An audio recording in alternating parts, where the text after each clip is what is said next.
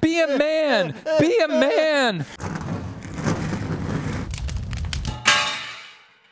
Welcome into the Rowdy Studios, ladies and gentlemen. My name is Bass Masters. That's Buzz Cutler, noted pugilist. And we did have some close to pugilistic activity after the hell of a good sour cream dips at the Glen when Boris Said and Greg Biffle were yapping back and forth in the garage area. Our first reaction was, oh, Greg Biffle was defending his teammate because Boris Said basically ran David Reagan off the course towards the end of the race. But it turns out that these guys have a long history of contention and that this may not have been related directly to that late race incident at Watkins Glen. Well, let's talk about the incident first of all. What happened late in the race, coming to the finish, everyone's getting aggressive, and Boris Said was behind the 6th car of David Reagan as they were coming down a straight part of this very twisty, turny road course.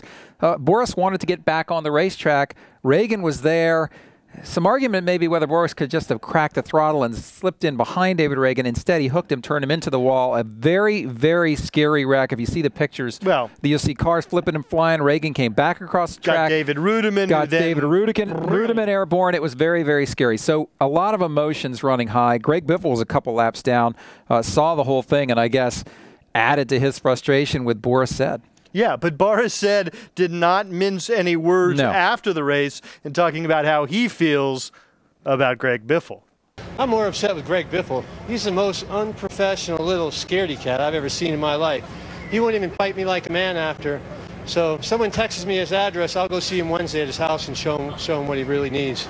So I believe that's a threat, is what that is. Just thinly veiled. You're gonna come back here with a black eye. That's right, because I'm gonna track you down at your house. You know, we've been talking a lot about these driver feuds recently, especially with Jimmy Johnson and Kurt Busch going at it. But this is obviously different because, as Marcus Ambrose said at the end of his press conference following the race, it's just the nature of this sport. You know, we race every week against each other, the regulars, and when you get somebody that you throw in the middle of all that, you know, it can cause friction.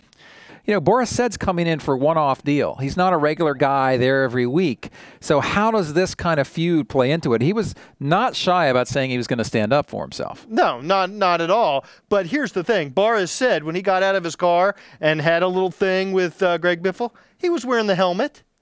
Yeah, so you can't get too tough in that situation. You got to take off the helmet, Boris. Come on. Well, Greg Biffle's hiding behind his guys, and Boris is wearing his helmet. Yeah. They're not tough like we are. No. Do we have helmets on? No. Are we hiding behind anybody? No, we are certainly not. Bring it, Boris. Keep your eyes on the Boris Said Greg Biffle feud. We'll see what happens. I don't know when's the next time they're getting back on the track. What's going to happen? They're never going to see each other again until maybe Sonoma next year. Well, these race car drivers, they don't forget. They don't forget. Well, that's right. And they don't forgive. Boris Said's going to track him down at his house. Yeah, so if you want to venture over to Greg Biffle's house for a little vigil, wait for Boris there. Doesn't Greg have big dogs, though? Yeah, I think he might have big dogs. Yeah. Be careful. Bring a steak, Boris. Yeah, bring a couple. For Buzz Cutler, I'm Bass Masters. We'll see you next time. Rowdy.com. Say it like it is. Say what like it is? Rowdy.com.